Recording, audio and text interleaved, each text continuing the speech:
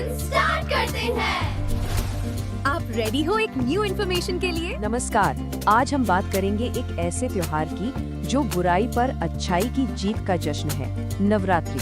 तो चलिए इसकी कहानी को थोड़ा और करीब से समझते हैं। नवरात्रि का नाम आते ही जहन में गरबा, डांडिया और ढेर सारी रौनक आ जाती है ना? लेकिन कभी सोचा है कि इन 9 रातों के जश्न के पीछे आखिर कहानी क्या है? एक बहुत ही शक्तिशाली कथा छिपी है और आज हम उसी के बारे में जानेंगे।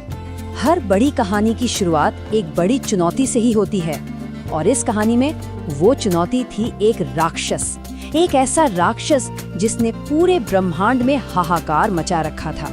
इसका नाम था महिषासुर और इसके पास एक ऐसा वरदान था कि सोचकर देखिए, कोई देवता या पुरुष उसे मार ही नहीं सकता था।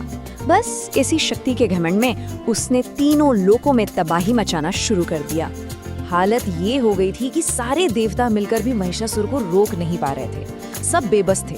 ऐसा लग रहा था जैसे पूरी दुनिया अंधेर में डूब जाएगी। ऐसे में जरूरत थी एक ऐसी शक्ति की जो इन सबसे कहीं ऊपर हो। और तब ब्रह्मा, विष्णु और शिव तीनों की शक्तियों के तेज से एक नई दिव्य शक्ति ने जन्म लिया। वो थी माँ दुर्गा, जिनका अवतार ही इस बुराई का अंत करने के लिए हुआ था। तो अब आती है बात संख्या 9 की। ये नंबर 9 इस पूरी कहानी का आप कह सकते हैं कि दिल है, क्योंकि माँ दुर्गा और महिषासुर के बीच जो युद्ध चला वो पूरे 9 दिन और 9 रातों तक चला। एक भयंकर युद्ध।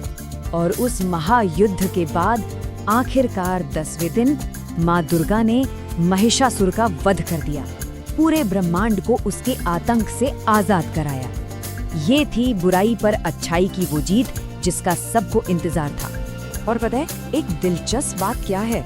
नवरात्रि का संबंध एक नहीं बल्कि 2 महान विजयों से है।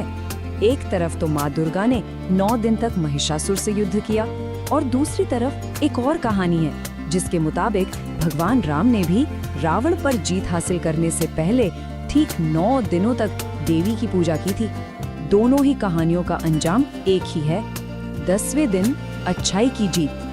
तो ये तो हुई प्राचीन कथा, लेकिन सवाल ये है कि आज के समय में हम इसे कैसे मनाते हैं? चलिए देखते हैं कि ये जीत आज भी हमारे त्योहारों और परंपराओं में कैसे जिंदा है। देखिए, नवरात्रि की हर रात देवी के एक खास रूप को समर्पित है। शैलपुत्री, ब्रह्मचारिणी से शुरू होकर कालरात्रि और सिद्धिदात्री तक इन 9 दिनों में उनके 9 अलग-अलग दिव्य स्वरूपों की पूजा होती है और हर रूप नारी शक्ति का एक अलग पहलू दिखाता है, कभी कोमल तो कभी उग्र। और ये जश्न पूरे भारत में कितने अलग-अलग खूबसूरत तरीकों से मनाया जाता है। गुजरात में आपको एनर्जी से भरा गरबा और डांडिया दिखेगा। पश्चिम बंगाल में भव्य दुर्गा पूजा होती है। उत्तर भारत में राम की कहानी बताती रामलीला का मंचन होता है। और हाँ, कन्या पूजन भी, जिसमें छोटी बच्चियों को देवी का रूप मानकर उनकी पूजा की जाती है। ये नारी शक्ति के प्रति गहरे सम्मान को दिखाता है। और ये सिर्फ एक लोक कथा नहीं है, इसका जिक्र हमारे प्राचीन ग्रंथों में भी है। पुराणों से लेकर महाभारत तक में इसका उल्लेख मिलता है। इससे इस कहानी को एक अलग ही गहराई और महत्व मिल जाता है।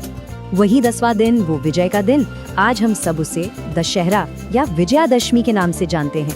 नाम में ही छिपी है विजय, यानी जीत की वो अमर कहानी। तो इस पूरी कहानी और इस जश्न से आखिर सीख क्या मिलती है? ऐसा क्या संदेश है इसमें जो आज भी इतने सालों बाद भी उतना ही जरूरी है? ये त्योहार हमें याद दिलाता है अच्छाई और बुराई के बीच उस हमेशा चलने वाली लड़ाई की। एक तरफ है साहस, सच और उम्मीद, तो दूसरी तरफ है अन्याय, डर और अंधेरा। और ये त्योहार हमें सोचने पर मजबूर करता है कि इस लड़ाई में हम कहाँ खड़े हैं। तो सबसे जरूरी बात, सबसे बड़ा टेक अवे क्या है?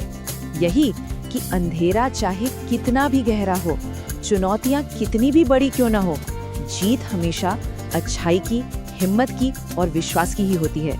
तो आखिर में बस एक सवाल, न्याय और सच की ये कहानी जहाँ एक दिव्य शक्ति ने बुराई को हराया, आज की इस दुनिया में इसके क्या मायने हैं? इस पर सोचना जरूर।